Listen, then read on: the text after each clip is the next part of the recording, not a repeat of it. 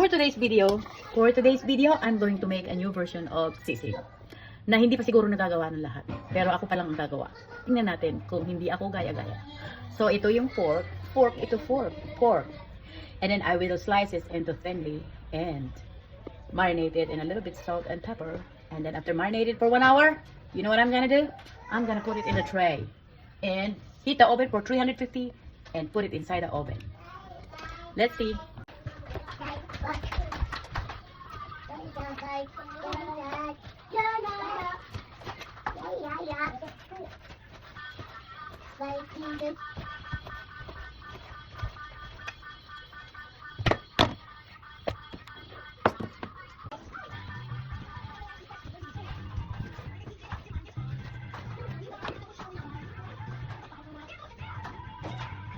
At ito na nga, makatapos kong hiwa-hiwain ng maliliit yan, lalagyan na natin sa tray. Dahil ayaw kong prituhin, scattered ko lang siya at lagyan ko ng salt. And then, abangan ang susunod na kabanata kung anong gagawin. Siyempre, hinalo muna para sama-sama together ang mga asin at magkaroon ng lasa lahat ng mga pieces ng mga karne.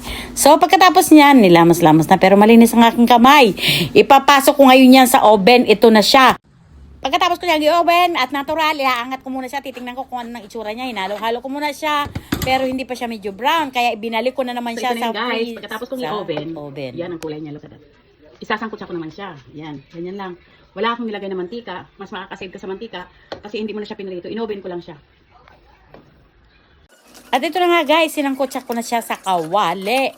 Alam nyo na kung anong mangyayari dyan. Sa ngayon, hindi nyo pa alam. Mamaya malalaman nyo. Pero sa palagay ko ay medyo nahuhula-hulaan nyo na kung anong mangyayari dyan.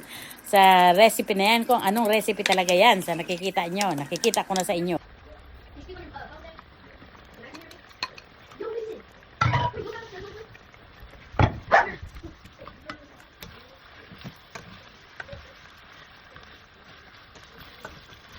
So ito na nga ang pawang katotohanan lamang lumabas na siya. Kung ano siya. Siya ay sisig. Ang karamihan na ginagawa na sisig pero iniba ko siya kasi nga para hindi ako masyadong gumagamit ng mantika. Isa pa nagprito, talsik dito, talsik doon. So walang talsika na mangyayari. Di i-oven. Siyempre pag nasa Pilipinas ka naman dahil may ano ang oven, hindi lahat ng ano may oven. Yung iba pwede namang ihawin. Kanya-kanyang style lang 'yan para makagawa ka ng ano ng sisig na gusto mo. Pero masarap din ang sisig na inihaw. Pero I never tried sisig na inihaw. So ito na nga yan, nilagyan ko na ng final touch. Dinagdagan ko siya ng lemoncito na 100% lemon na nakalagay lang siya sa plastic. So ayun lang guys, sana nagustuhan nyo ang video na ito. And I hope nakapagbigay ako ng bagong kaalaman. Thank you for watching guys. Bye. See you in my next vlog.